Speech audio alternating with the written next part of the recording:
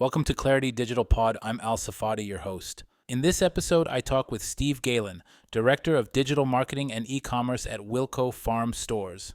We dive into the big shifts shaping marketing leadership today, from post-COVID business changes and tighter budgets to the rise of AI and internal team challenges. This isn't just a tech conversation. It's a real-world look at how digital leaders are adapting in one of the most complex times our industry has ever faced. All right, let's go. Hi, Steve. How are you doing today? Hello. Good, Al. Thank you. Of course. Welcome back. I think we had you once here before in our panel. We talked Yep. about AI and transformation, but we didn't get a chance to properly introduce you. So you and I have worked together on a couple of different projects.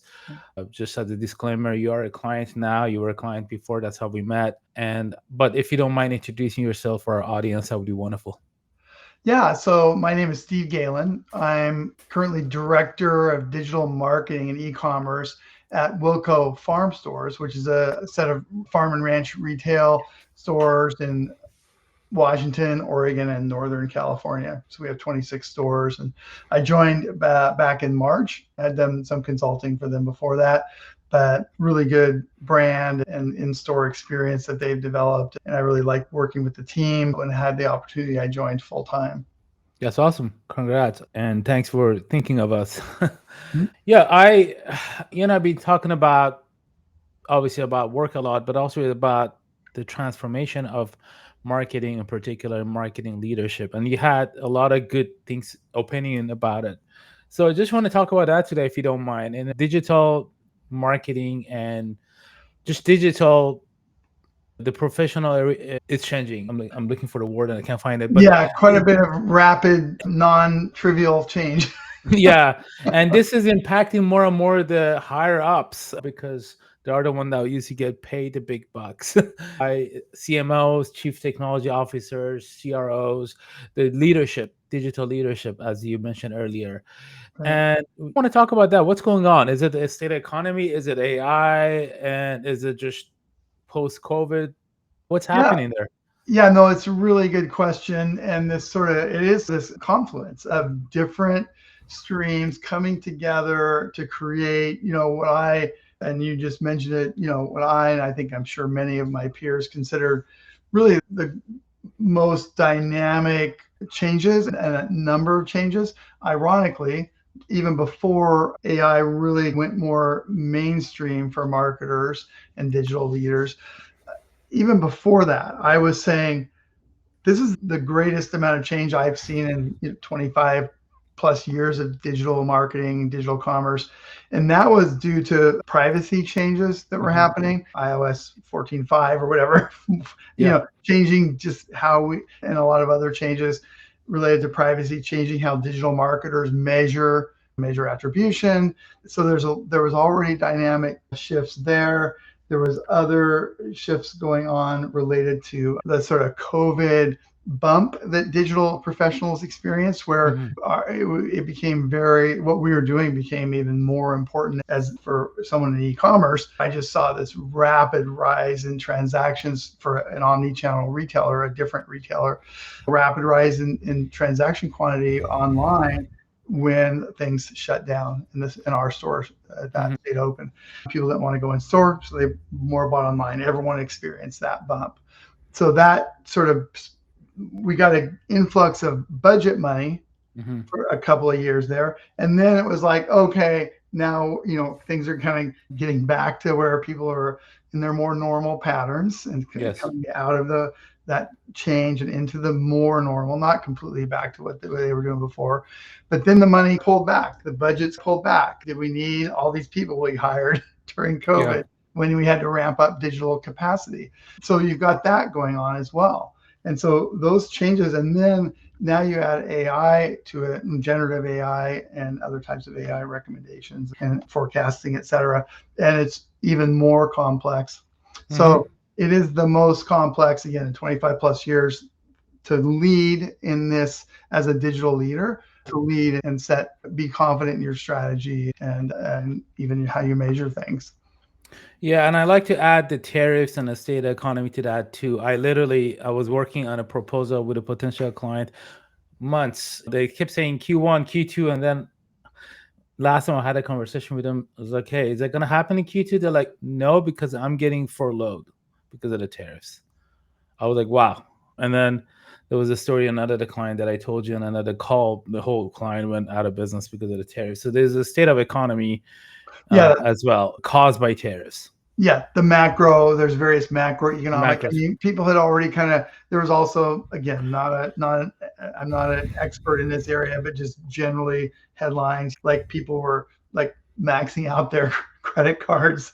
So there are Yeah. all these things in the macroeconomic Yeah, for sure. situation. Yeah. The macroeconomic for sure. Cool. Out of everything you said, AI is both scary and exciting. It's scary because it's definitely going to cause a lot of disruption in the job sector, but it's also pretty exciting because it's finally making marketing great, in my opinion, at least, because we marketers spend too much time on technical stuff that we shouldn't have to. Like, for example, when I started getting to Google Ads over 2 decades ago, we had this thing that was we call it SKAGs, single keyword ad groups. And obviously, if you're a moms and pop business, you turn each keyword into an ad group so we can better track it and conversion and ad copies and A/B test it.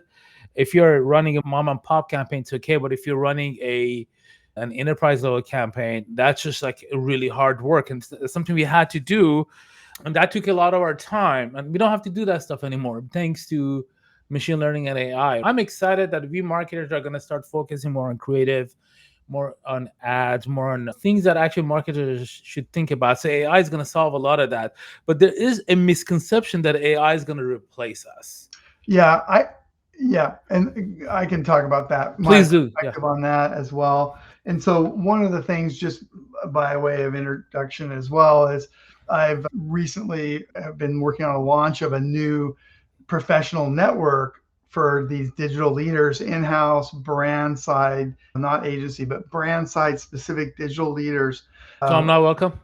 But yeah, correct. You're welcome to some of our public events, but Yeah. yeah, as a member, no. Sure. And so that is called the Digital Strategy Exchange, digitalstrategyexchange.com. But it's based on something I did 20 years ago. And I launched the exact same thing.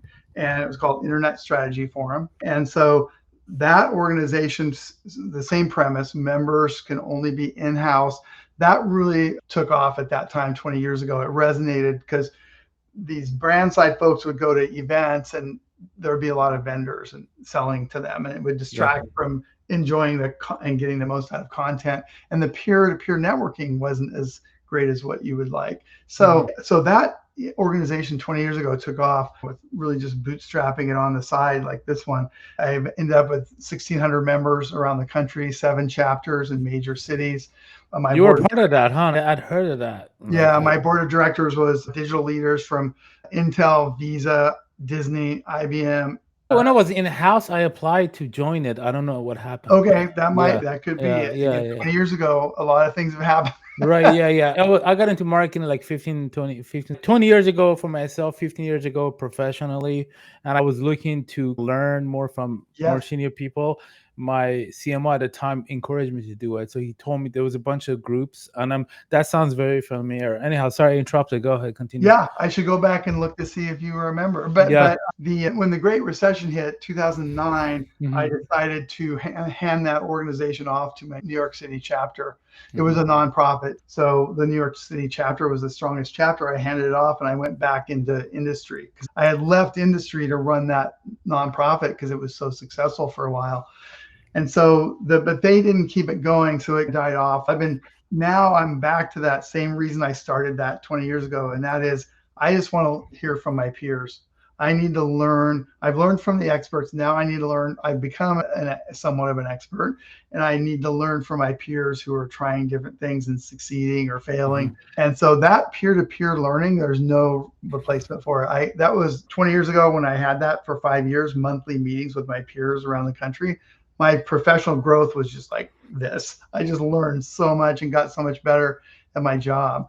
So I believe, I'm feeling it personally, we need that type of peer-to-peer learning, but also that reassurance. And you mentioned AI is part scary, part exciting. I feel that. And then you could ask me on any given day, is it 80% excited, 20% concerned? Is it 30% concerned? It fluctuates. Sure. And so I just had an event, Digital Strategy Exchange. We just hosted our first event called Co-Create. And it's about that exact thing. And that was open to anybody, not just members. But Co-Create was about human generative collaboration. How do we get along? It's not a replacement. So my philosophy is some things, yes, but I've never been part of an in-house marketing organization that had enough people to take advantage of all the digital channels and everything you should do in a digital channel and all the channels, all the ways to reach our customers and our prospects. So to me, it's just now we can finally get my size teams, which aren't large, they're mid-sized organizations typically. My teams aren't big enough to where we're doing everything. And then if we can do it faster, we can lose some people. They're more like we're doing 50% of what we could do. We're doing it well, but we could be doing more on all these different channels and all these different tactics and strategies, but we don't have the people. So now our people can do stuff faster with AI and then do more things and not lay off X people. So that's the types of teams I manage. Other large organizations that might be different. Sorry, awesome. Sorry for the distraction. My mom called. She was at the doctor. I literally took a picture of. I'm like, I'm gonna call.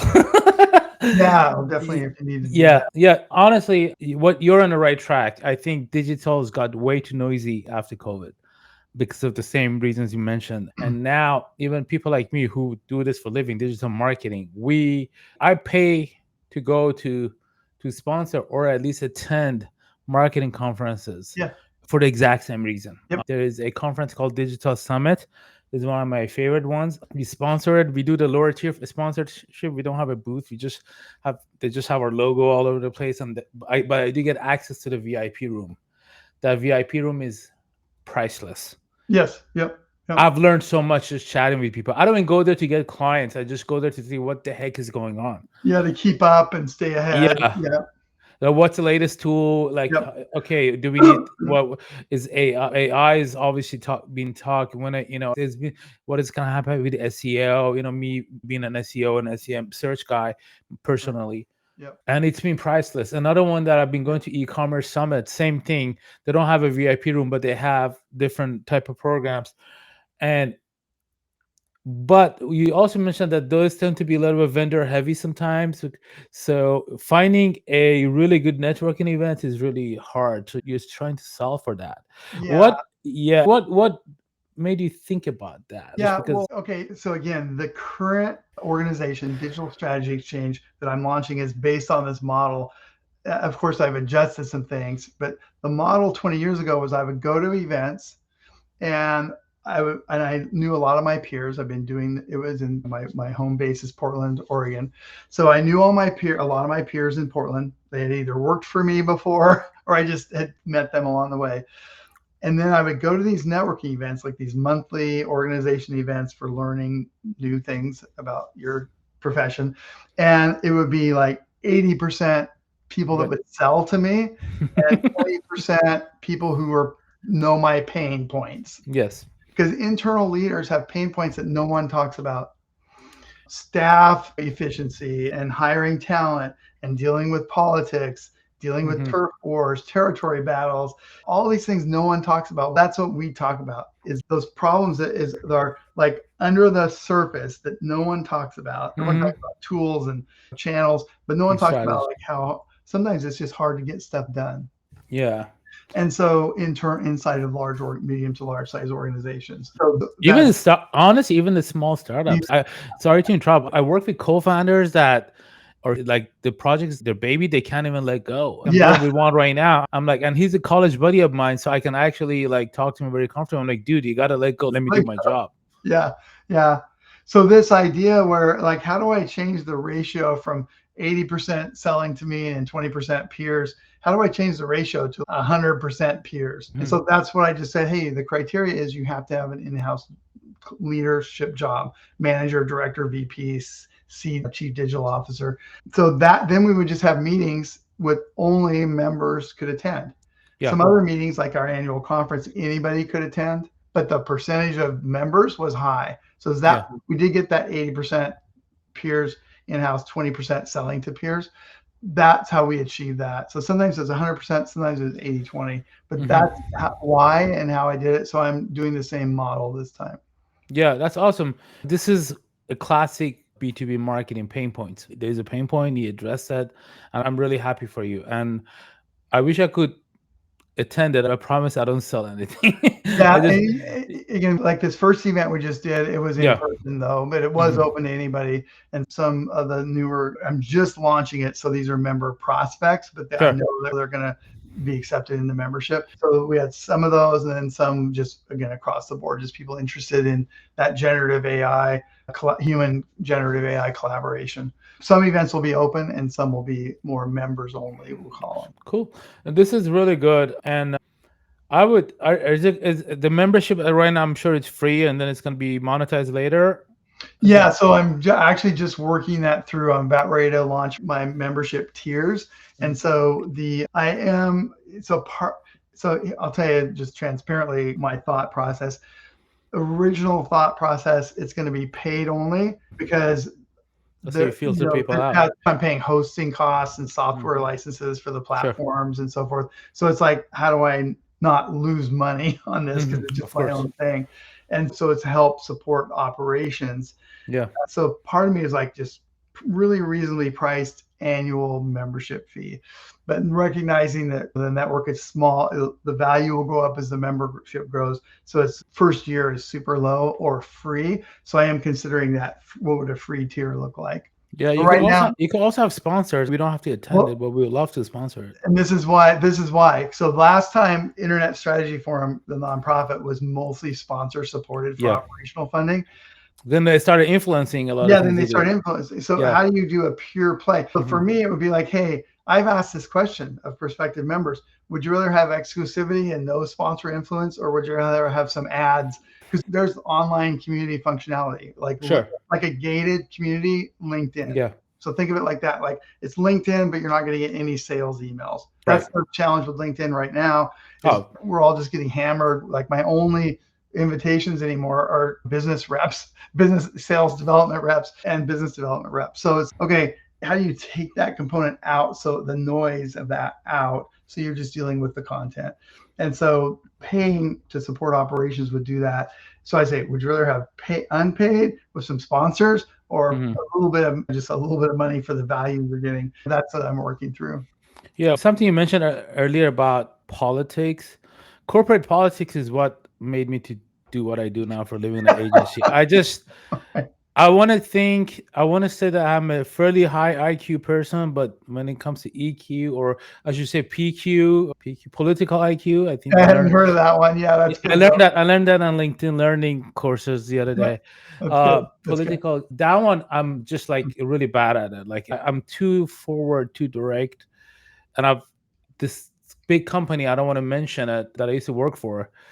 And I have nothing against USC grads. I have friends that are USC grads, but one of my CMOs, my boss was a USC grad, and he was a little bit of a smart talker. And you couldn't go to his office without feeling that you're being burned. And I mentioned his first name. I'm like, Dave, I dread Mondays or one-on-one meetings because you're such a USC smart.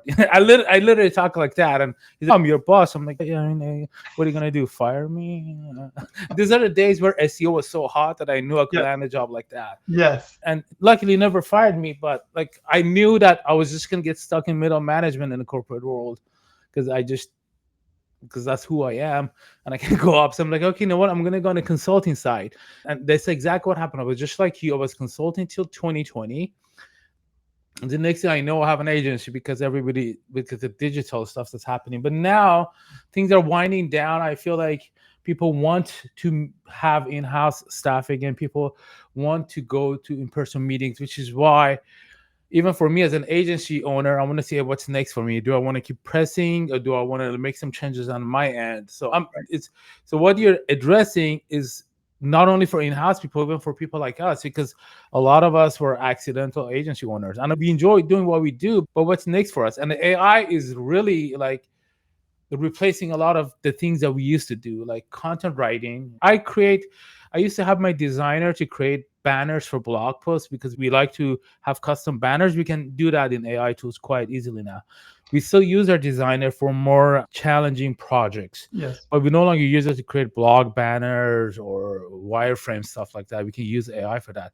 While, just like you said, some days it's 40%, 50% scary and 50% exciting. Some days is more, sometimes it's less. So Yeah. it's interesting you said that.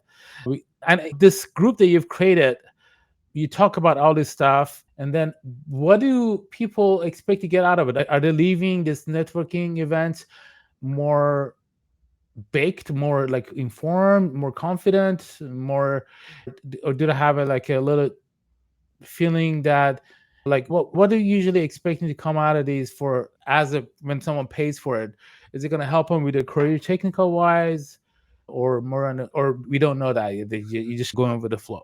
Yeah, based on, again, the plan and then the first event we just had and prior experience of meeting with peers for 5 years Yeah. on a monthly basis, Yeah. the idea that you're talking about topics that are real, that, again, that kind of under the part of the iceberg that's under the water you don't see, being able to talk to peers about those things that no one else talks about that are in isolation.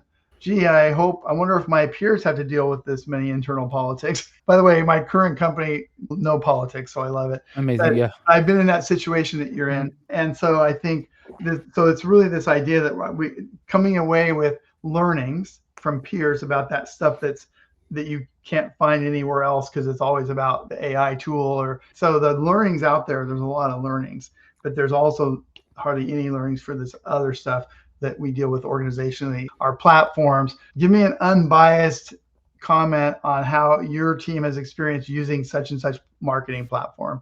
Yeah. Like, I can read the marketing materials, I can read the G2 reviews, but talk to somebody who's actually implemented it, because maybe customer success was not good for that SaaS company. And that didn't come through in the reviews. It certainly is not going to come through in the marketing. So what's the real experience of using that platform in your company? So that, you don't get that anywhere else. And so these are some of the benefits, I think, that learning of stuff that hardly anyone ever talks about in other groups. Yeah, that's really good stuff. Honestly, I think, again, since we do some SaaS marketing, more than SaaS, half of our clients are SaaS and B2B marketing clients. I usually don't trust marketing material because I create them, right? So I like word of I like word of mouth more. So when someone comes to me with a new tool and I see the ad, some cool ad, I see the white paper or whatever, I'm like, you know what? I'm gonna ask my circles if they've used it. And if no one has used it, I usually don't want to be the guinea pig. So this is really good stuff. I recommend for your group to also have a Slack channel or something of that nature. I'm part of a couple of Slack channels, including CMI Alliance. It's great. Okay. Although if you heavily monitor it, it would be great. Some of them they let loose and then becomes all spammy. So you just got to be careful with that. If you're closed invite only, then it may not be that bad. Yeah, I think, so I've got features on the site that do that same functionality, but it would be behind the gated community. Yeah. So I hear what you're saying, and I agree. There's forums, there's direct messaging, there's newsfeed. So again, think of it almost like a gated community version of LinkedIn. Yeah. So that's what I've developed on a platform. And again, just getting ready I can take applications right now. I'm not offering the paid membership tiers yet. That's coming next week. Cool. Very cool. Congratulations. We talked about that a plenty, but let's talk about, since you and I have worked together and we have a few more minutes, where do you think, and again, this is a little bit of prophesizing, but where do you think AI is going to take us marketers? They talked about it, obviously, agentic AI. Salesforce is pushing us so hard. Yep. Salesforce is actually changing into agentic AI. I wouldn't be surprised if they say, hey, our CRM is whatever. This is more important, because I attended courses and Google does the same thing. So agentic AI, how do you think? Are we going to have a lot of agents doing our job? What are your inputs about future of AI and marketing? Yeah, and I appreciate that. So just for context, I really went to school like a lot of us last year on Gen AI related to marketing and e-commerce and the tools available. I haven't done a lot yet with agentic AI. I've watched some videos, et cetera, but personally, so I just want to set that context. But I can see, like you being around in this space, you kind of get good at like understanding technology and the impact it's going to have on your job. The challenge here is very rapidly evolving on this particular one. But I think that it's like I said earlier, I do think that it'll allow the same number of people to do more and work with more digital channels, more tactically and strategically than they are today. Again, I've never been part of a team. Yeah, we're doing everything we want to do in SEO. We're doing everything we want to do in social. We're doing everything we want to do in connected TV, right? Just so there's the budget and then there's the resources to support the budget. And so I think it's just, I don't see, again, on my teams, I can't speak for larger teams, but I don't think we're going to lose people. I think we're just going to be able to do more with the people we have. And like you said, dealing less with the technical stuff. So I agree. If you can prompt, so we're on a CMS platform and they launched a feature where you just prompt, natural language prompt, a page it to be created in your CMS. Now, is that perfect and ready to launch? No. Not yet. Yeah. So you need that background and skill set to adjust what the machine created and finalize it and then approve it for publishing. But it gets you, look at the time you saved getting to that first draft of that web page. That's definitely going to be a help and will allow that same resource to do more things. Sure. And so that's how I see it. And then agentic, again, I know the potential, I get it. I just don't have a lot of experience with it. And then I've heard different things. There's a lot of headlines and stories, but you got to find your trusted sources. Just there's some stuff out there about, these companies tried this pilot and then they had to pull back on it. Yeah. It wasn't fulfilling, the hype wasn't realized. And that's very typical as well. You get these hype curves in our industry throughout the years. And so I remember, 10 years ago, remember everything was going to be a conversation. It was all going to, and this is pre-AI, maybe a little bit of AI, but a lot of it was rules-based. And you had to define the rules for the responses to conversation. And it was going to be like, all of our shopping is going to be through chat. That was like 10 years ago. Yeah. It never happened. It never happened. Voice search. Remember, everybody voice search that. And I think one thing people don't understand, that AI is expensive. Something that I keep telling people, my office, I work from home. I'm working from home today, but I have an office at WeWork. I get it there. And I was talking with a lot of people like, what do you think is going to happen with AI? I'm like, here's the problem with AI. It's cheap right now because it's still in beta mode. They want you to, They want you to get, they're like the early days of Facebook, where Facebook was amazing. You could actually, if you were like, let's say selling something out of your garage, you could go on Facebook on your feed, I'm selling this, and you would have a bunch of people buying it. Now, if you want to sell something on Facebook, you got to run ads. Yeah. And it's just, we're going through that. None of the AI companies are profitable right now. They're running on investors' money, on credit money. Very soon, they're going to be very expensive. Yeah. OpenAI is not going to be $20 a month. It's going to be like more of a Netflix, where you're going to have this general access. And the co-founder of OpenAI, I forget his first name, he talked about it. It's going to be like, they're going to follow he specifically said they're going to follow the Netflix model, where you're going to have different agents and different that you can subscribe to. And very soon you're going to see that your tech stack is going to be very bloated. And who's going to do all this work? You're still going to need marketers. I think marketers do need to stay up to trend with AI and how to utilize it, and when to use it and when not to use it.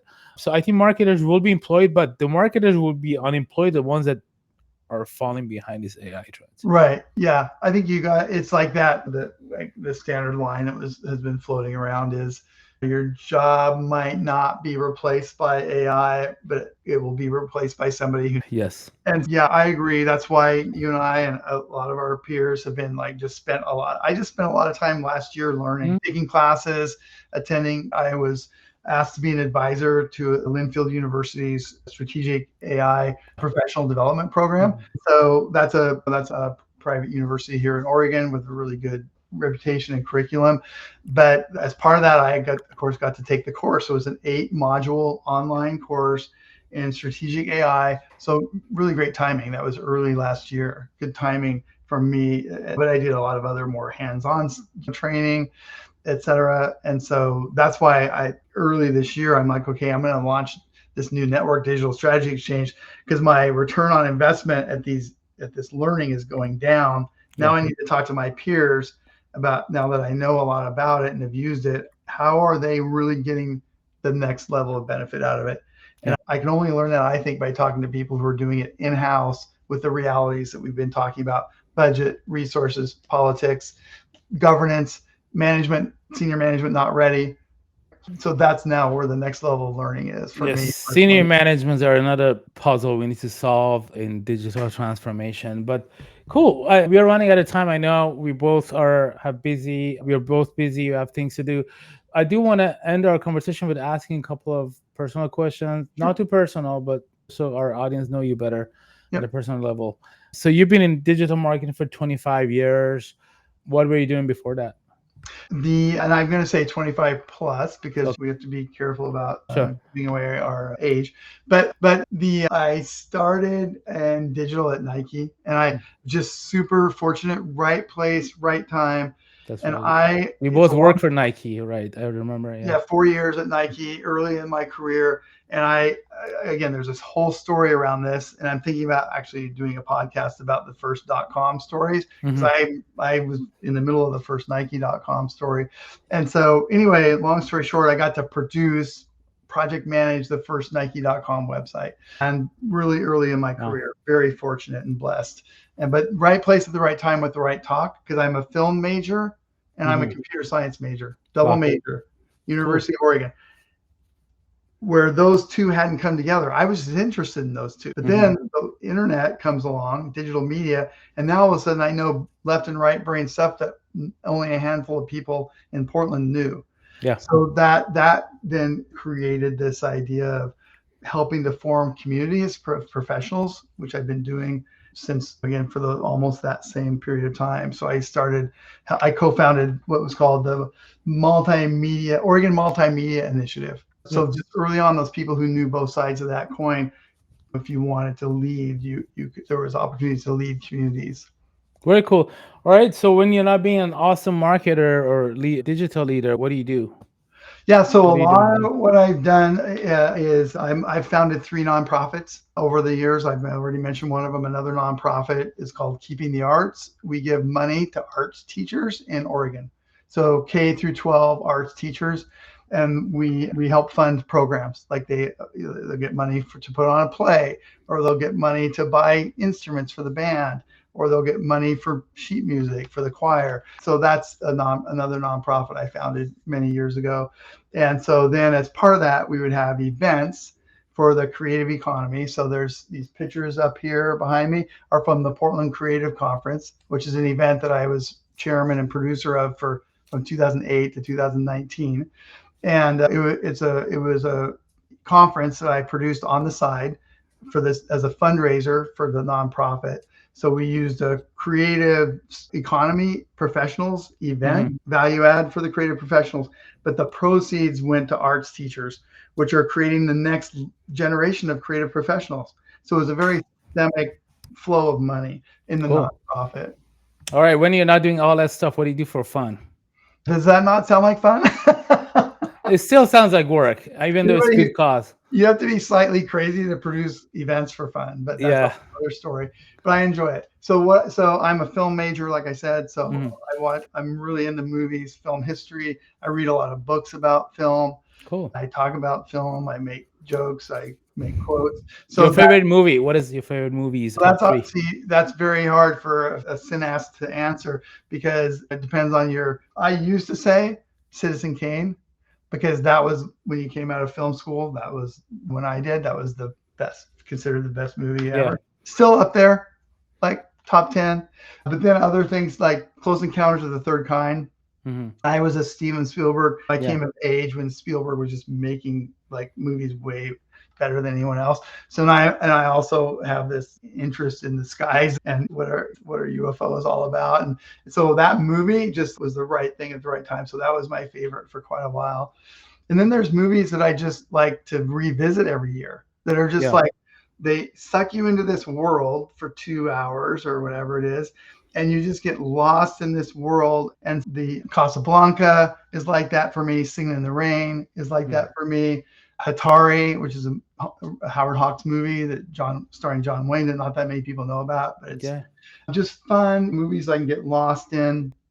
The Chinatown. You watch any international movies? The Third Man. Yeah, I guess most of those are coming out of Hollywood. There's often times that I feel like in a prior life, I was at one of the Hollywood studios during the golden era, because I just really identify with that. Cool. Awesome. It's been a pleasure, Steve. Do you have any questions for me? Actually, no, here's a question. Where can people find you? Website? Yeah, you mentioned a couple of websites. So yeah, I'm mostly focused on, as far as social, I'm 100% LinkedIn. Cool. I dropped a lot of the other ones. I mean, I have people on my team that market on the other channels. Personally, I just found the other channels got challenging over the years. And so I'm like LinkedIn, it's totally my focus. Yeah, I log into my Instagram and I see dead people and wars and stuff. I'm like, Anyway, so then just the site for Wilco is farmstore.com. And then Digital Strategy Exchange is digitalstrategyexchange.com. Cool. It's been a pleasure. Thank you for your time and your valuable insights. We should have you again. We should have you on again for future. Talk about maybe e-commerce and other topics. Thank you for coming and have a good one. Yeah, I really appreciate you spending some time, and I love talking about this stuff. So anytime. Awesome. Thank you. All right. See ya. Bye-bye.